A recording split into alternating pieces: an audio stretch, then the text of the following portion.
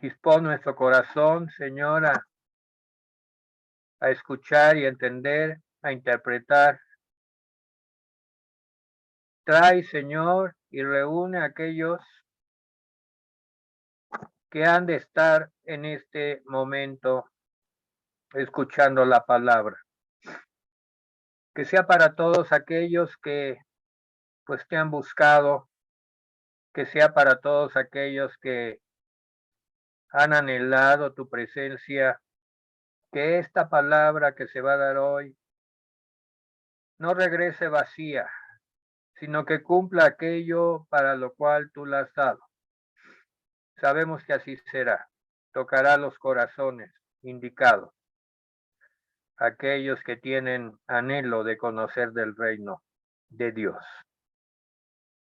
Así pues, en este momento dejamos la palabra en manos de la sierva Yazaret Rivera, que ha preparado el inicio, la introducción y el primer tema de este discipulado del día de hoy, sabiendo que el Señor la ha de inspirar y impulsar. Dejamos el micrófono para ella. Adelante, Yazaret.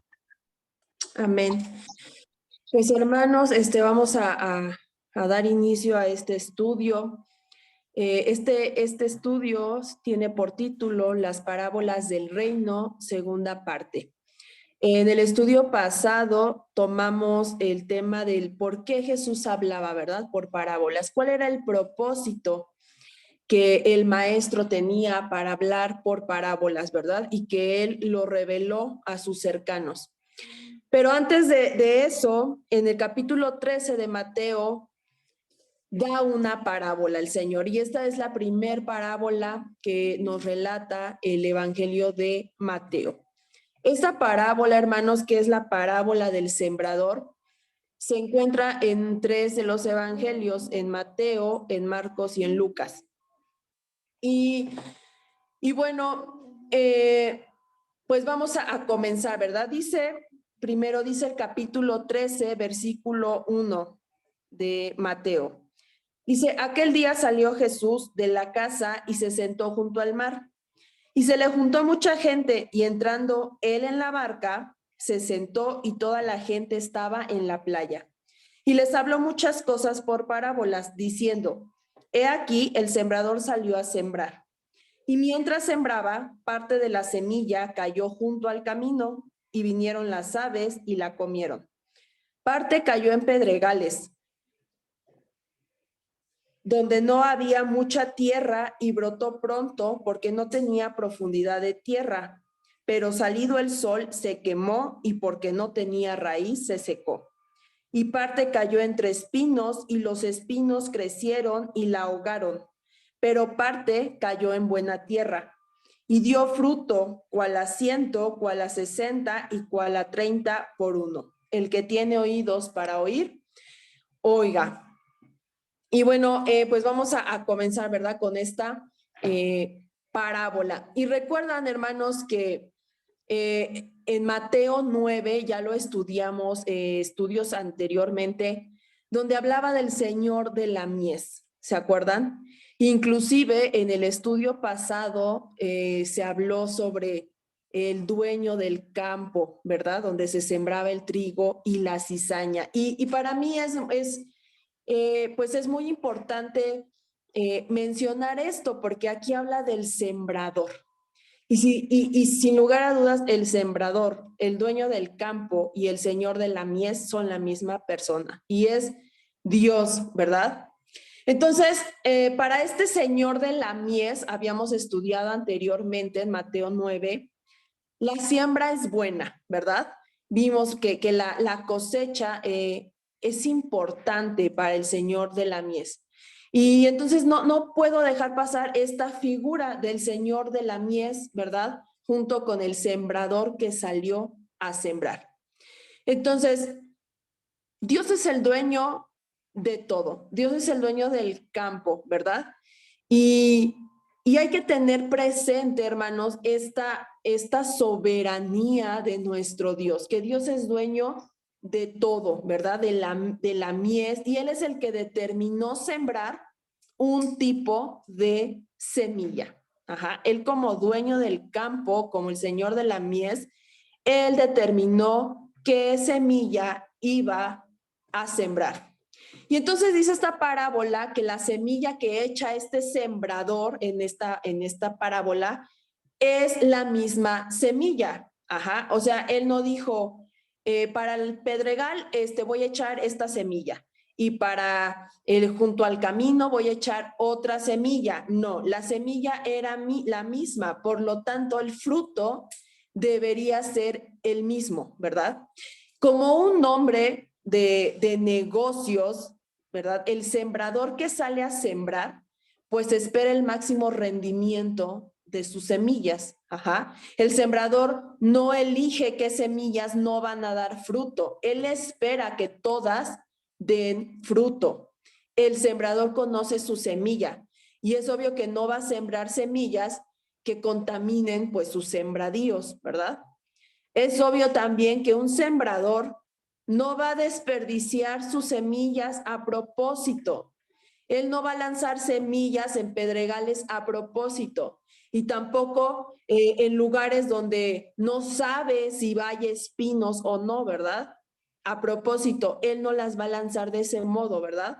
Así como estudiamos en el estudio pasado sobre el trigo y la cizaña, que dice que el enemigo del dueño del campo fue en la noche y sembró cizaña, ¿verdad?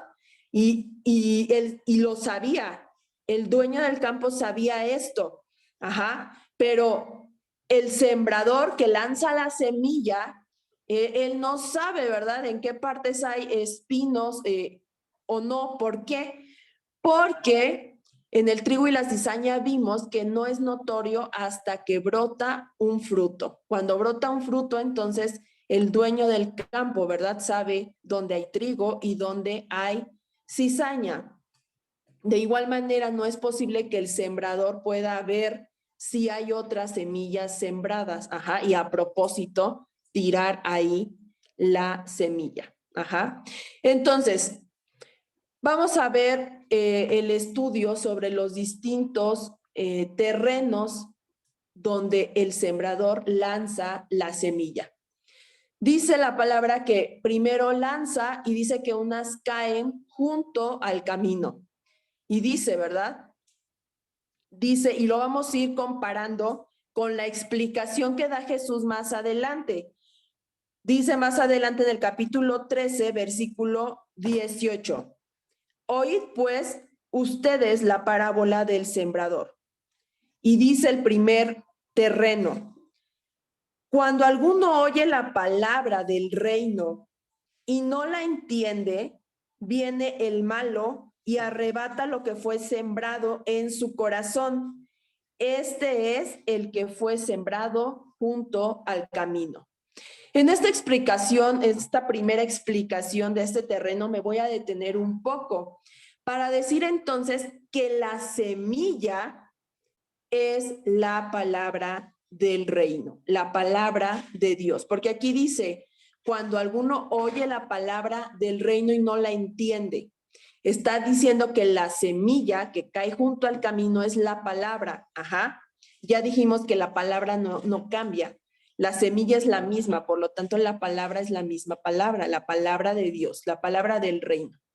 Junto al camino, hermanos, entonces, es un tipo de terreno compacto, ajá. Es un terreno duro, ajá. Y este terreno tiene esta condición porque junto al camino transitan personas, junto al camino transitan animales, de modo que van pisoteando la tierra y esta se va compactando y se endurece. De manera que cuando la semilla cae, no penetra la tierra, ajá, queda la intemperie.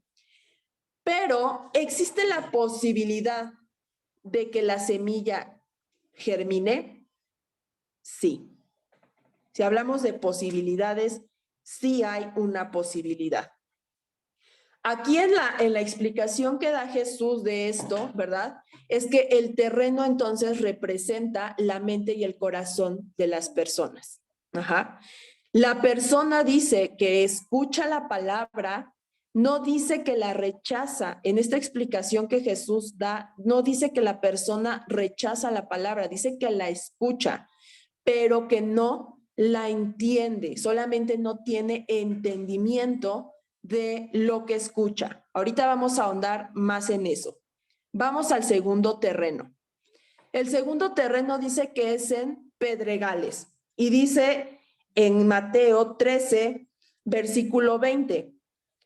Y el que fue sembrado en pedregales, este es el que oye la palabra y al momento la recibe con gozo, pero no tiene raíz en sí, sino que es de corta duración, pues al venir la aflicción o la persecución por causa de la palabra, luego tropieza.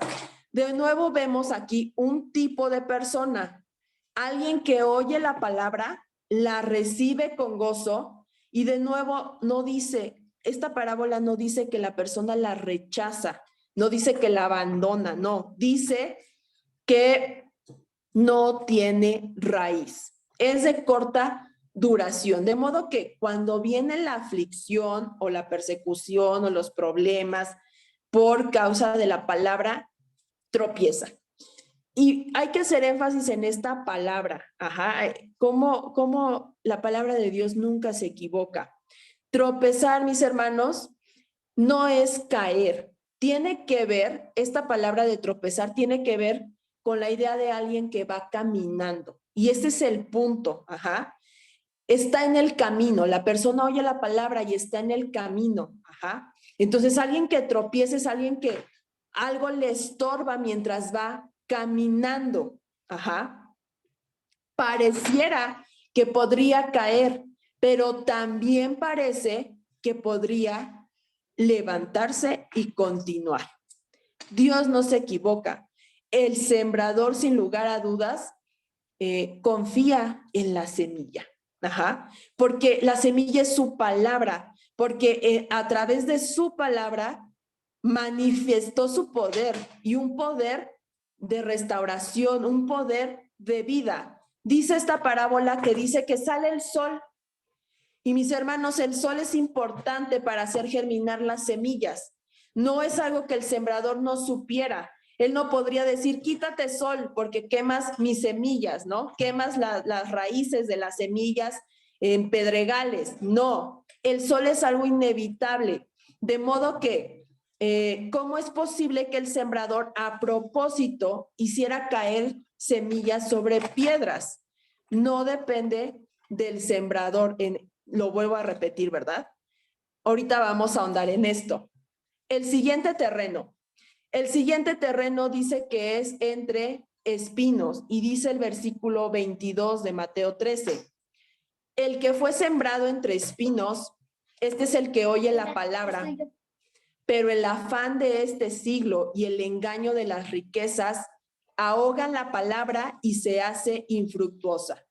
Y de nuevo estamos, hermanos, frente a una persona que oye la palabra, pero esta se ve ahogada por el afán, por las preocupaciones, por el concepto incorrecto sobre el dinero, ¿verdad? De modo que caen en un engaño que produce que la palabra de Dios, la buena semilla, no prospere en la vida de esta persona que la escucha. Eso es infructuoso, que la palabra no prospera en nuestra vida, que no se manifiesta ningún cambio, aunque existe la misma posibilidad, ¿verdad?, de los otros terrenos. Este terreno es el más peligroso. Y ahorita vamos a ver el por qué. El siguiente terreno, el terreno de la buena tierra. Dice la palabra de Dios en Mateo 13, 23. Mas el que fue sembrado en buena tierra, este es el que oye y entiende la palabra y da fruto, y produce a 100, a 60 y a 30 por uno. Entonces, el que fue sembrado da un fruto, en buena tierra da un fruto. Este es el terreno ideal. Esta es una persona como a la que todos deberíamos aspirar ser. Es una persona que escucha la palabra del reino, llegó a su vida, pero además la entiende. Pero no es porque el sembrador le haya dado cualidades especiales por sobre las demás. La semilla es la misma, recordemos eso. Y entonces aquí viene una enseñanza bien tremenda, hermanos. Estas parábolas ya vimos que Jesús no las reveló a todas las personas. No se las reveló a los incrédulos, no se las reveló a personas que lo habían ya rechazado públicamente, no. Jesús las reveló y las explicó a sus cercanos. Jesús las reveló a las personas que estaban caminando con él, que lo seguían, quienes lo seguían de verdad, Entonces, aunque ciertamente esto no garantizaba el que estas personas caminaran con Jesús, y lo vimos, ¿verdad? No garantizaba que no fueran a tropezar nunca, ¿verdad? Tropezar ya vimos que no es lo mismo que caer completamente. Dice la palabra del Señor en un salmo muy bonito, el Salmo 37, 24. Si alguien lo tiene, mis hermanos, lo pueden leer. Salmo 37, 24.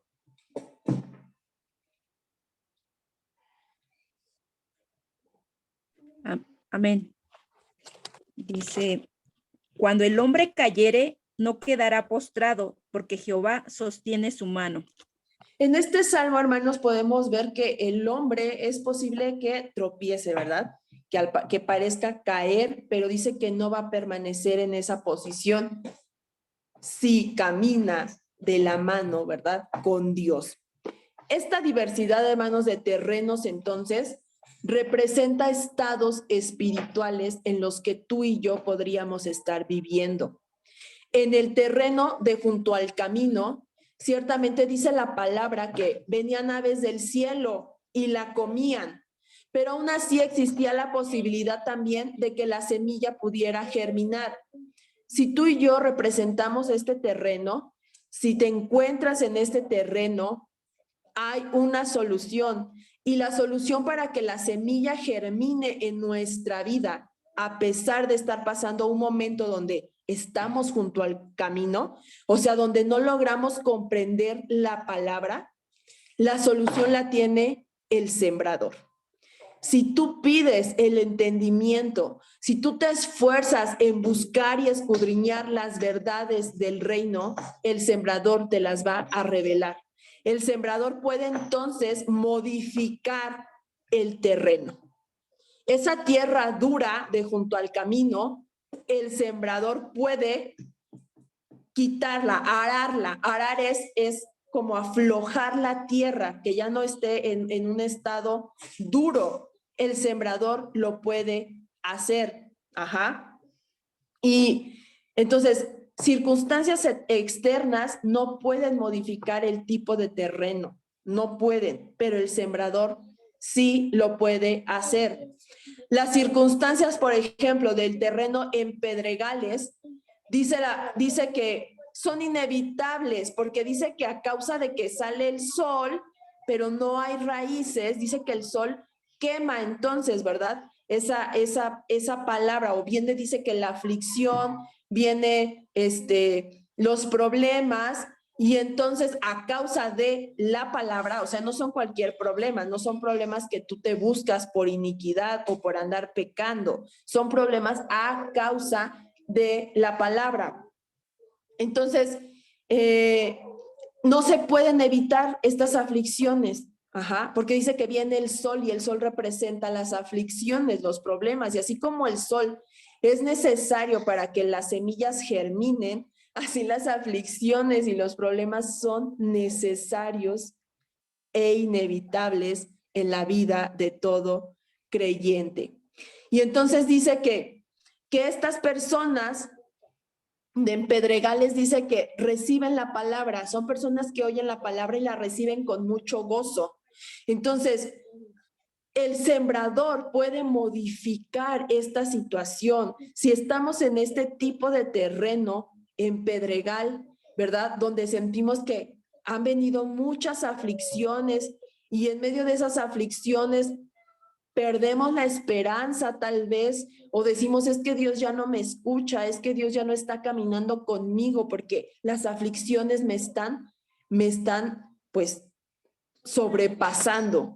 Pues, ¿qué tenemos que hacer? El sembrador puede cambiar ese terreno. El sembrador puede prolongar nuestro gozo, que a pesar de las aflicciones, que a pesar de los problemas, Él nos puede mantener con gozo. Él nos puede ayudar a echar raíces profundas, de modo que nuestro gozo no se queme a pesar de los problemas. Ajá. Entonces, ¿qué puede hacer el sembrador? El sembrador puede quitar las piedras de su campo. El sembrador puede quitar esas piedras, esos pedregales, para que la semilla pueda echar raíces. Ajá. Entonces debemos pedir al sembrador que nos dé raíces profundas de gozo. Y quiero que vayamos al Salmo 126,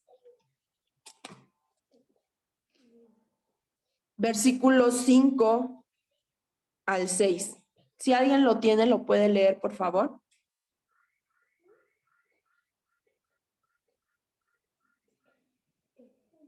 Salmo 126, versículos 5 y 6. Amén. Dice así la palabra de Dios. Los que sembraron con lágrimas, con regocijo segarán. Irán andando y llorando el que lleva la preciosa semilla, mas volverá a venir con regocijo trayendo sus gavillas. Hermanos, esta es una promesa preciosa. Dice que en el camino, el que lleva la semilla, ¿verdad? Que es la palabra, ya vimos la palabra de Dios, dice que va avanzando, va caminando, pero también va llorando, va llorando. El que nosotros estemos con gozo no depende de si tenemos problemas o no. Nosotros debemos de tener gozo a pesar de las aflicciones. Y por nosotros mismos es muy difícil poder tener esa visión, esa perspectiva en nuestra vida, en nuestro caminar con Cristo. Constantemente debemos de pedirle a Dios que Él sea nuestro gozo perpetuo, constante. Y dice este versículo, este salmo, ¿verdad? Pero va a volver con regocijo. Va a volver con regocijo aquel que va andando y llorando a causa de la palabra de Dios. Dice que va a volver con regocijo. Entonces debemos de pedirle al sembrador, ¿verdad? Que él sí puede hacerlo, que nos dé raíces profundas de gozo. Ajá. Y después viene este terreno de espinos. Y ciertamente este es el más peligroso. Si recordamos en el estudio pasado cuando se habló del trigo y la cizaña, asimismo, hermanos, aparentemente la semilla en este tipo de terreno germina muy bien. Ajá. La tierra donde germina es fértil y es tan fértil que además crecen otras cosas. Crecen maleza, crecen espinos. Pero yo digo que esta tierra es la más difícil porque desafortunadamente no podemos ver la condición de este problema hasta que da su respectivo fruto. Es un peligro. Ajá. Y dice que en este tipo de terreno, los espinos, la maleza es tan abundante que ahoga el fruto de la buena semilla, de modo que se pierde. Y dice que los espinos representan los afanes de este mundo. Y quiero explicar esta palabra, hermanos, esta palabra de afán. La palabra afán no tiene una raíz etimológica concreta. Unos dicen que viene de un vocablo árabe, ¿verdad? Pero hay una que viene del latín, ajá, y que significa afanae, afanae. Y esto significa palabras sin sentidos. Y es muy interesante cómo la buena semilla, según la parábola, ¿verdad?, representa la palabra del reino. La buena semilla representa la palabra de Dios. pero los espinos representan palabras sin sentidos. Y dice esta parábola que las palabras sin sentido ahogan la buena palabra del reino, de manera que la vida, ¿verdad? La semilla se vuelve infructuosa.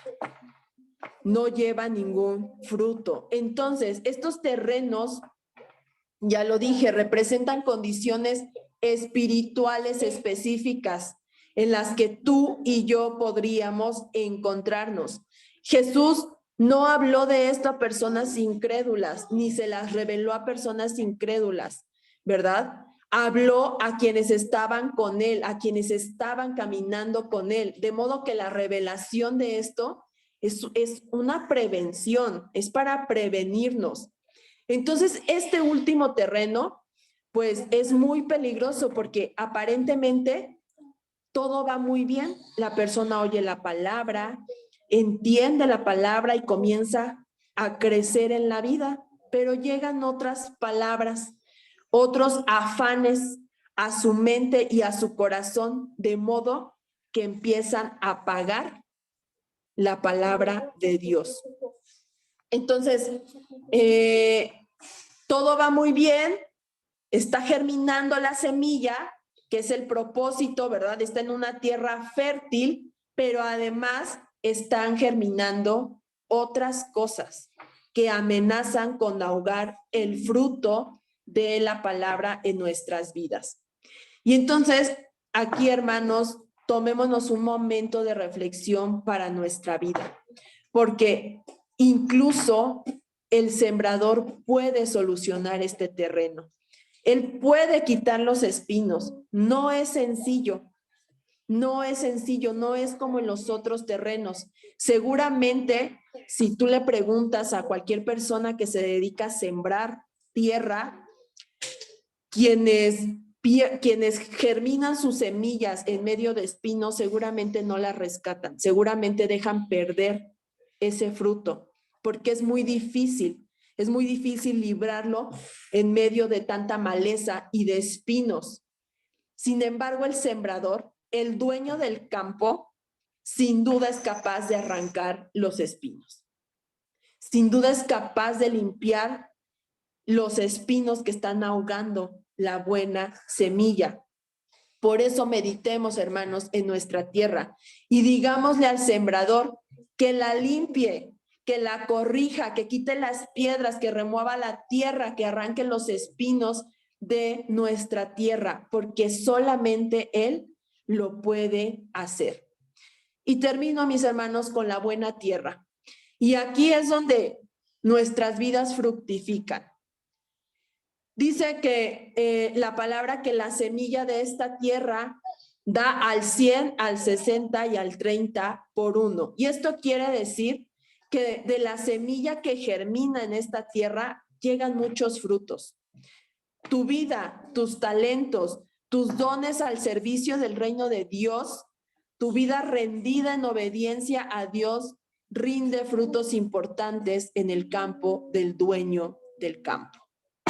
Y el campo es nuestra vida, es la vida de cada persona sobre la cual se deposita la palabra de Dios.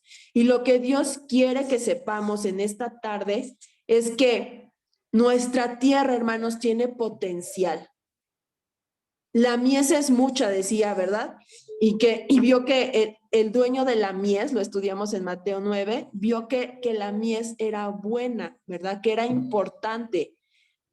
Nuestra tierra tiene potencial y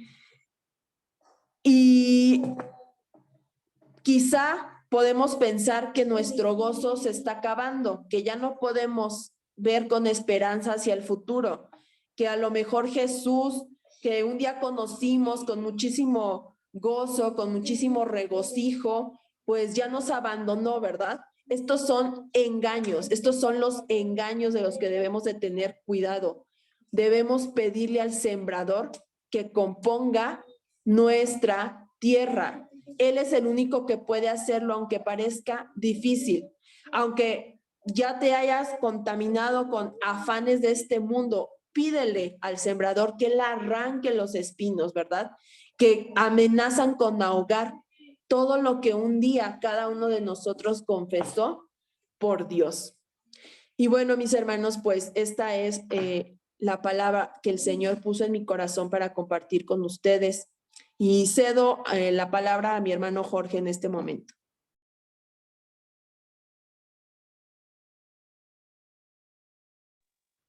Muchas gracias, Yazaret. Atentos siempre a la primera parte del discipulado, porque va a cimentar y establecer lo que continúa en el mismo discipulado. El discipulado es una unidad, es el Señor el que habla a través de nosotros, es la palabra. Nosotros solo somos instrumentos de la palabra y del amor de Dios.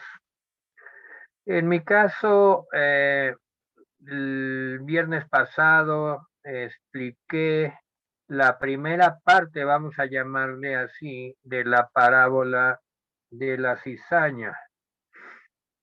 Me extendí bastante en esa parábola.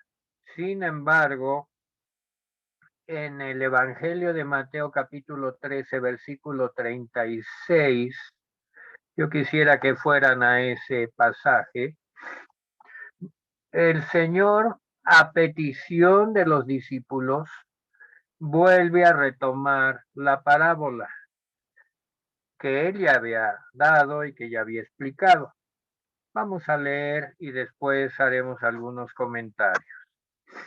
Mateo 13, 36. En adelante hasta el 43.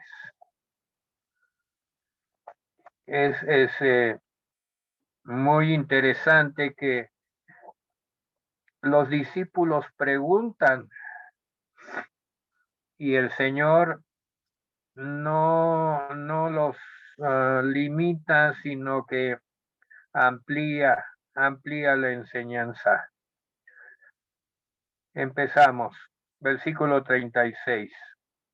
Entonces, despedida la gente, entró Jesús en la casa y acercándose a él sus discípulos le dijeron: explícanos la parábola de la cizaña del campo.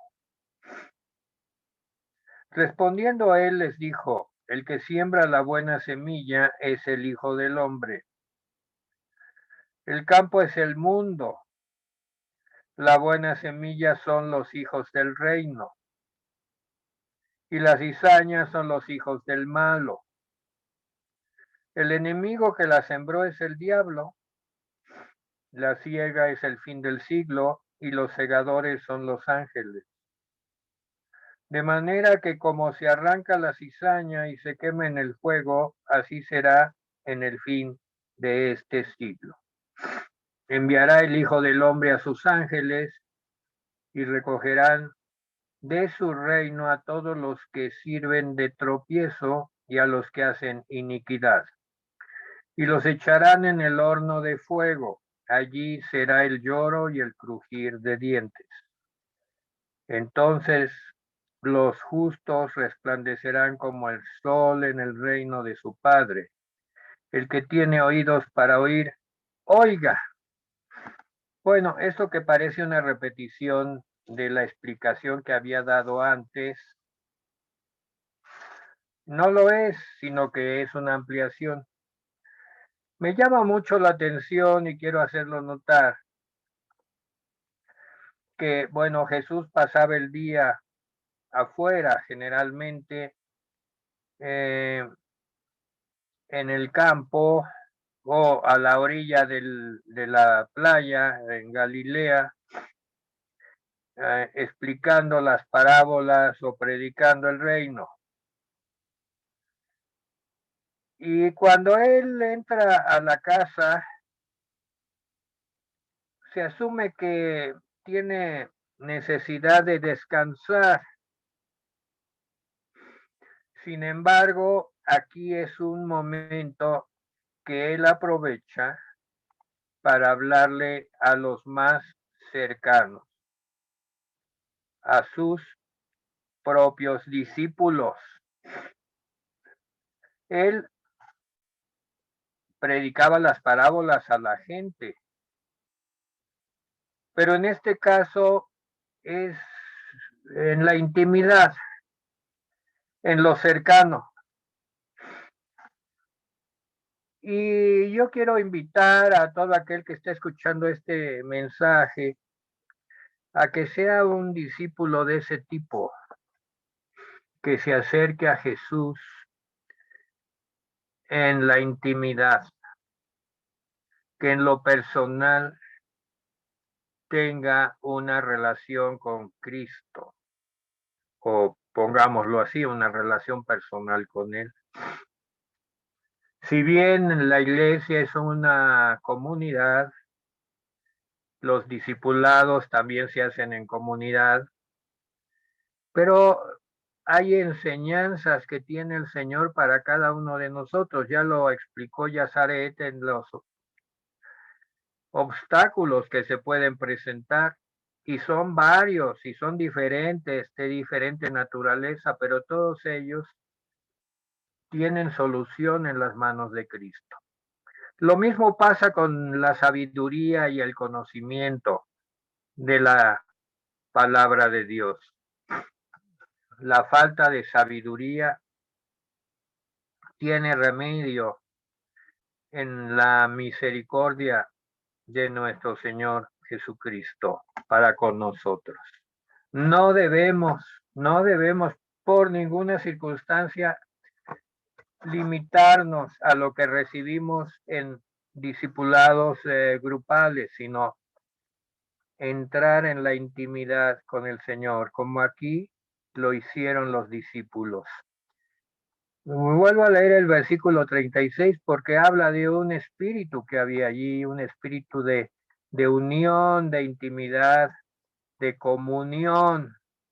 Entonces, despedida la gente, ya la gente se había ido, las multitudes, entró Jesús en la casa.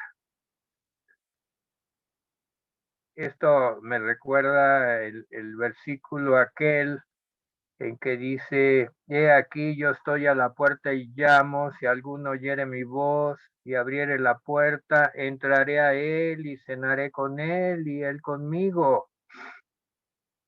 Siente la confianza de acercarte a él te está esperando, él nos está esperando en lo individual.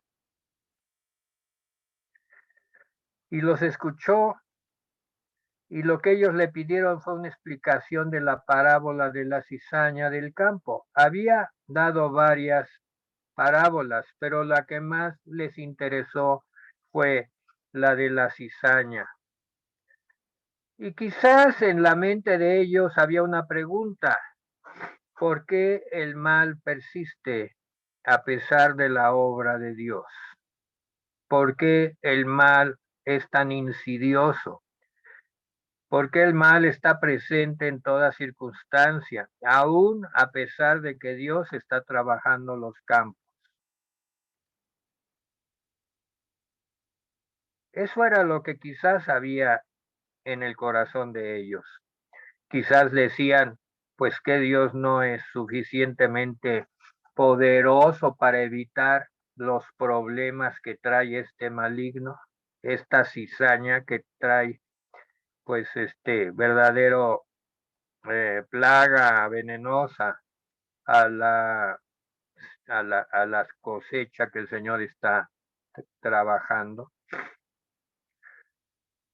Jesús de inmediato les da los elementos sobre los cuales tenían que trabajar y cimentar el conocimiento. Les dice: el que siembra la buena semilla es el Hijo del Hombre. Obviamente es Cristo.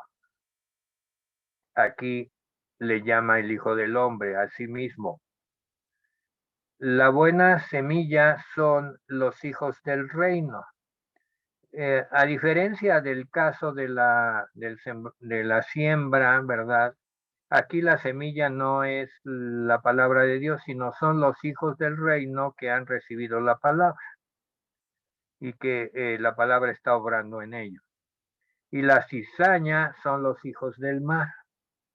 La cizaña son los hijos del malo. El campo es el mundo. El campo no es la iglesia. En esta parábola, el campo es el mundo. Esto es importante. No es la iglesia. A veces la iglesia ha cometido el error de pensar que el campo es la iglesia. No, el campo es el mundo. El lugar donde Dios trabaja es el mundo. A todos nos trajo del mundo y nos llevó a la iglesia. El campo es el mundo, lo dice claramente. La buena semilla son los hijos del reino y la cizaña los hijos del mal. Ahora aquí viene una circunstancia. El enemigo que la sembró es el diablo, versículo 39. La siega es el fin de el siglo y los segadores son los ángeles. Serán los ángeles que hagan la siega, no los hombres. Y la siega en este caso es sobre el mundo. Y aquí nos está ampliando nuestra mente. Estábamos muy centrados en la iglesia, los creyentes. Y aquí el reino se extiende al mundo entero. Y vamos a aclarar esto en un pasaje, espero que no a confundir, sino aclarar un tanto, porque aquí ya estamos entrando en un conocimiento profético muy interesante. Mateo 29, 31.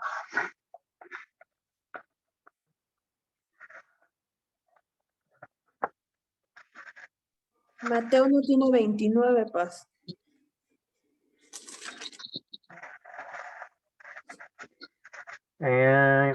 Perdón.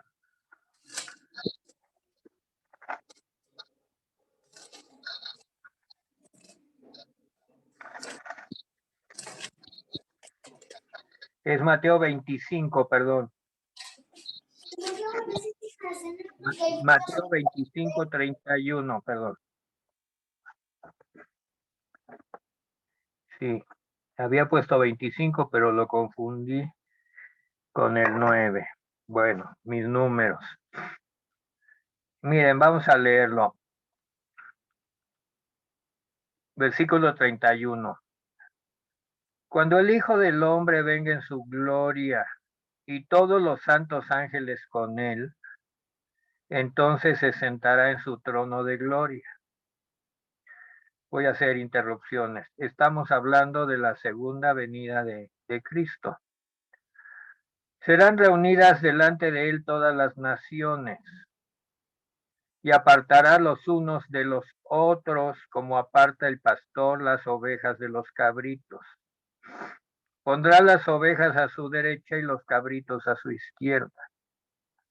Entonces el rey dirá a los de su derecha: venid, benditos de mi Padre, heredar el reino preparado para vosotros desde la fundación del mundo.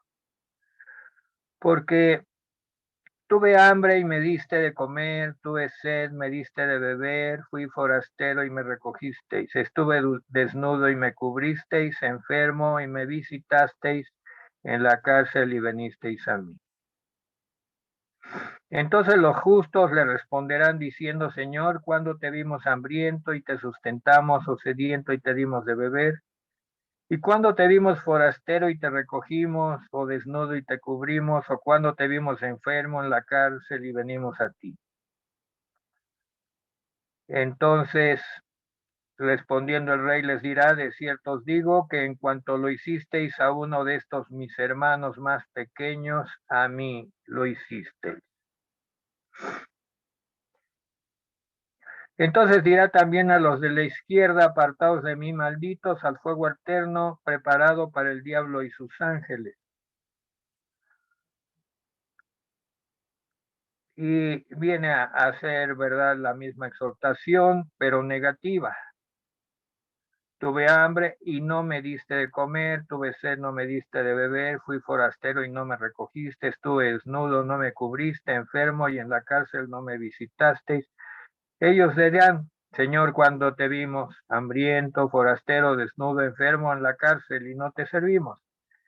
De cierto os digo que no lo hiciste uno de estos más pequeños, tampoco a mí lo hicisteis. Irán al castigo eterno y los justos a vida eterna.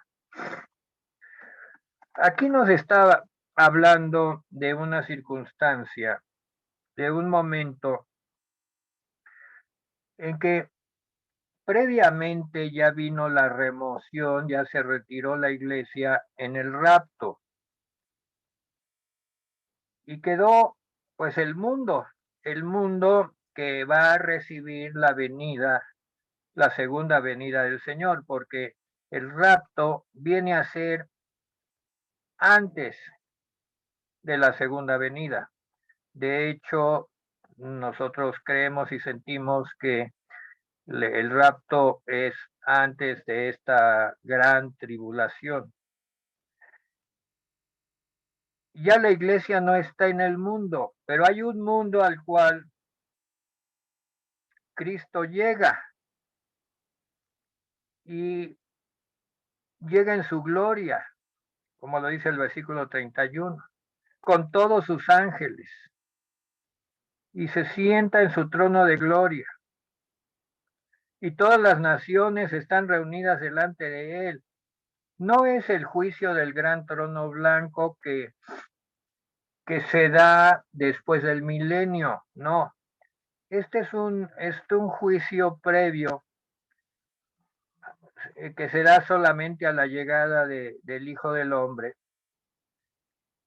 y que va a juzgar uno por uno a los hombres en función de su comportamiento durante el milenio. En el milenio va a haber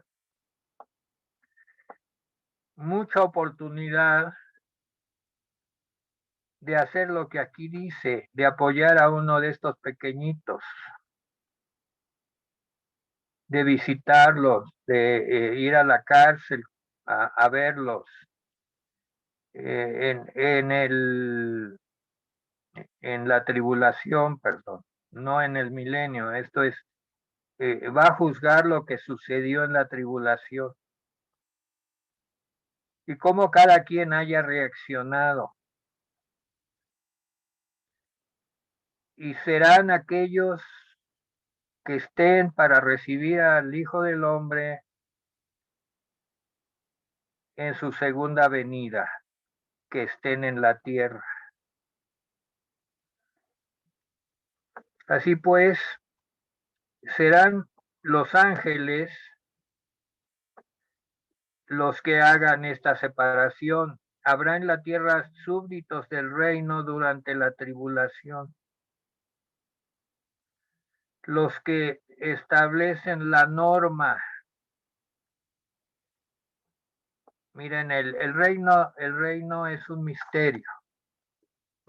Y quiero hacer una interrupción para hablar del reino. Cristo tiene que regresar para establecer completamente su reino. Pero por su espíritu, Él actualmente obra en la tierra a través de su cuerpo, que es la iglesia. ¿Por qué esto es un secreto y un misterio? Lo dice la palabra de Dios, que el reino de los cielos es un misterio. La escritura llama al designio del reino de Dios un misterio por varias razones. Estaba encubierto hasta que vino Jesucristo. Fue revelado por el Espíritu Santo, no por el entendimiento humano.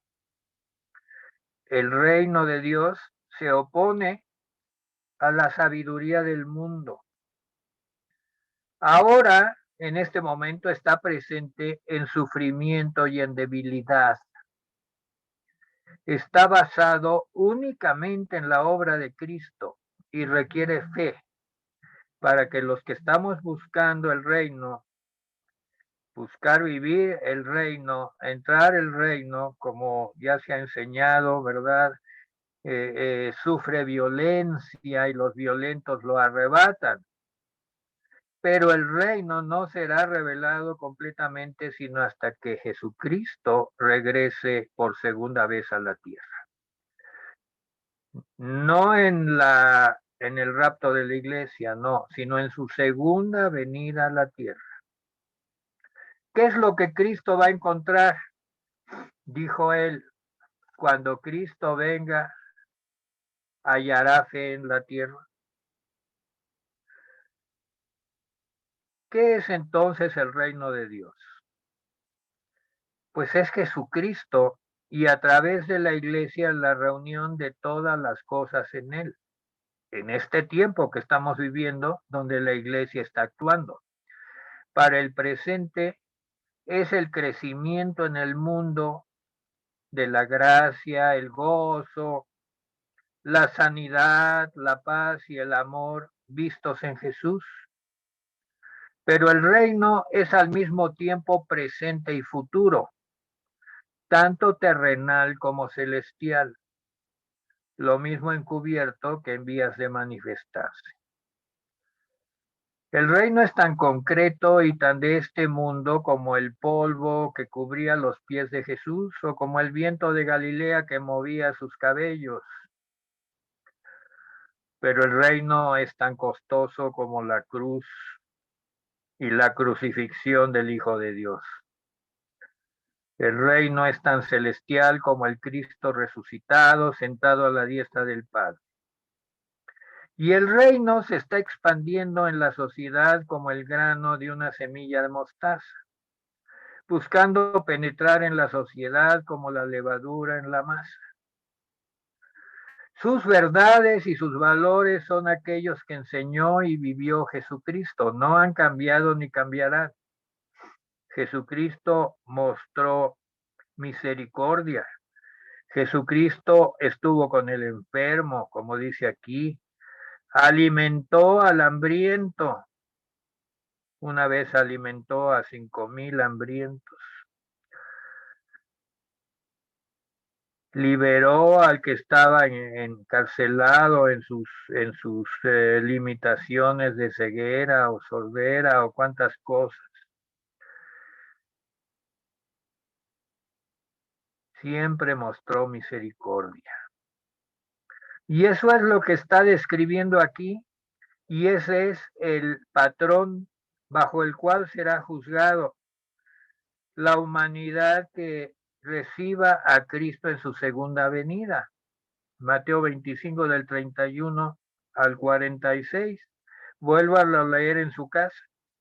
Está describiendo el carácter de Cristo.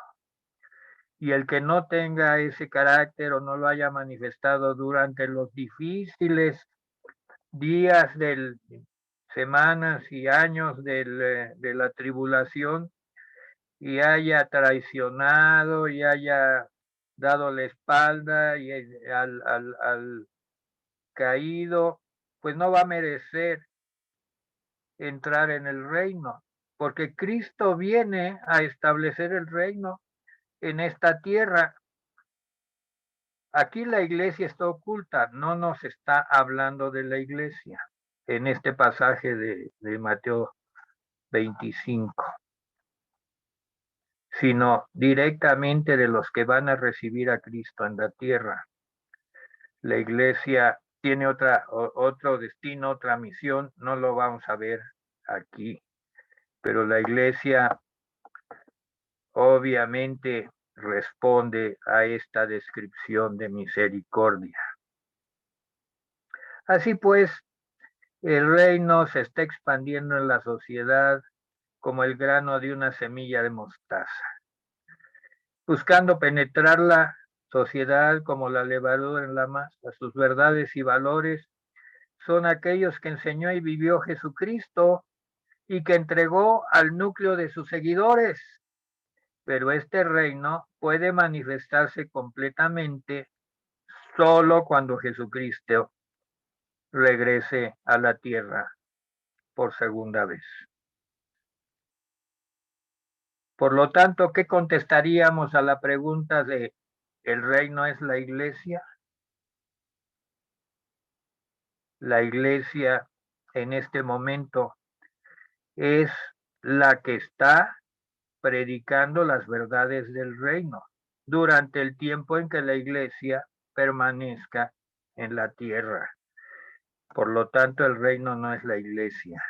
La iglesia es un instrumento que Dios, escogido por Dios, para predicar el reino en el tiempo en que la iglesia permanezca. ¿Cómo deberían pues entonces percibirse la iglesia y el reino en estos días? Que es un entretiempo entre la primera y la segunda venida de Jesucristo. Pues ese entretiempo y la posición de la iglesia y el reino es el objeto del estudio que estamos haciendo precisamente. Es un misterio que el Espíritu Santo, porque todo esto es espiritual y a través del Espíritu Santo es que tenemos la revelación. Amén. El reino de su Padre, dice, aquí termina. Vamos a regresar a Mateo 13 para ver algo muy importante que nos va a ubicar. Mateo 13.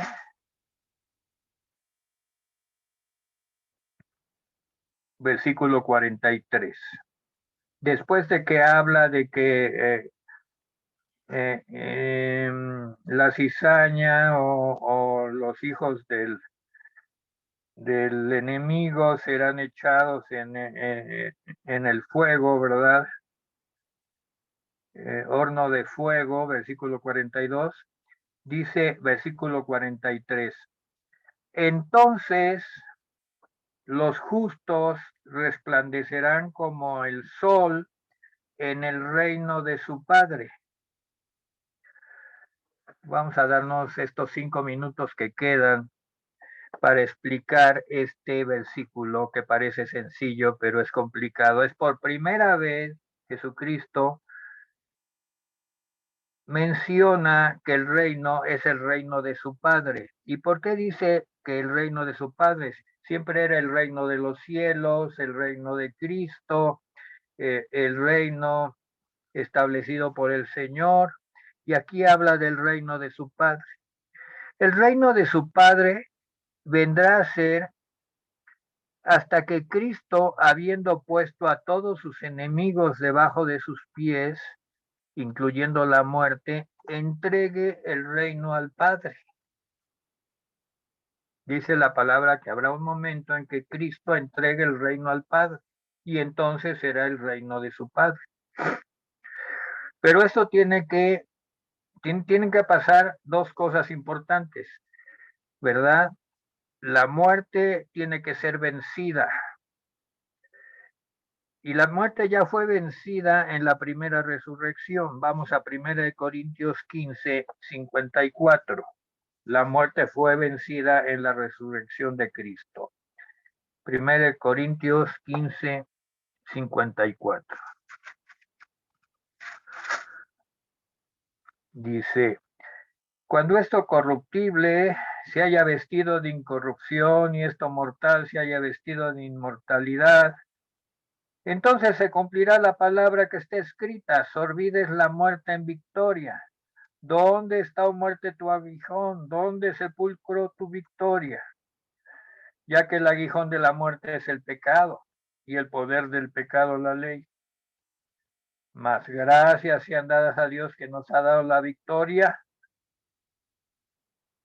sobre la muerte por medio de nuestro Señor Jesucristo. Pero es necesario, para que se pueda considerar que todos los enemigos ya han sido removidos, que no nada más se haya derrotado a la muerte, como dice aquí, sino que la muerte sea destruida.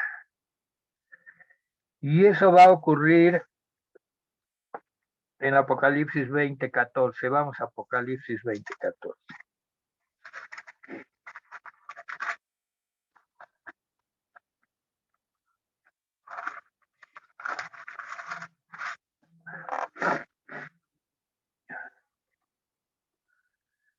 Bueno, el juicio del gran trono blanco.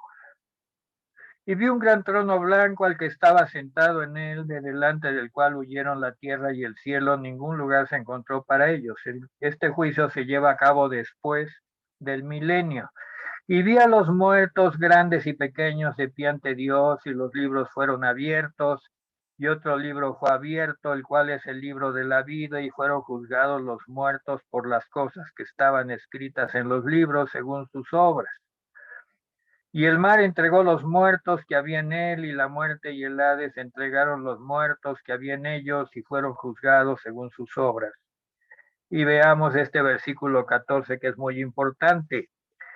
Y la muerte y el Hades fueron lanzados al lago de fuego. O sea, fueron destruidos.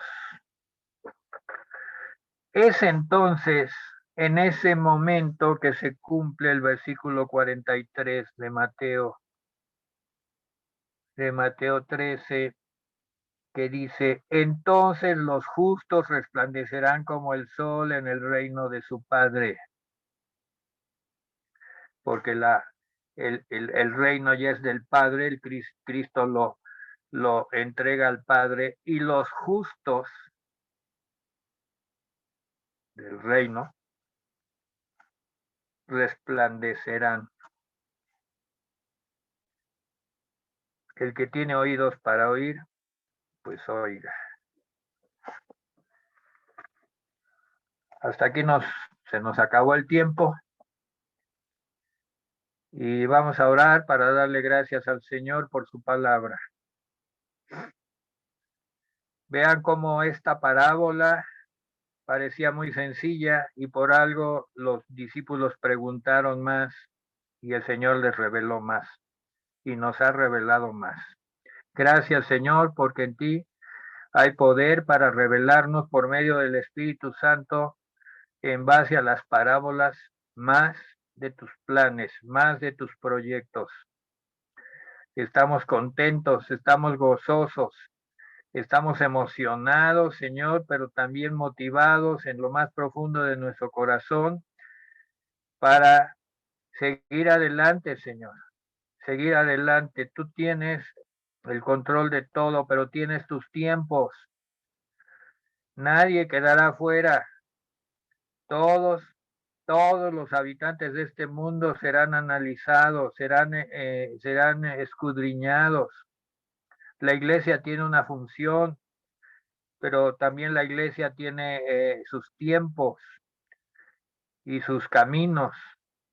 El reino tiene una función y el reino traerá la función para el cual está llamado hasta regresar al Padre y ser el reino del Padre. Y entonces los justos resplandecerán como el sol en el reino del Padre. Gracias por esa promesa. Gracias porque vemos que todo concuerda de un Dios que es infinitamente misericordioso, pero justo. Gracias por esta noche. En el nombre de Jesús. Amén. Pues aquí termina el estudio, el discipulado muy consistente, y le damos gracias a Dios por ello. Gracias, Yazaret. Gracias a todos. Bendiciones. Bendiciones. Buenas noches. Buenas noches. Gracias.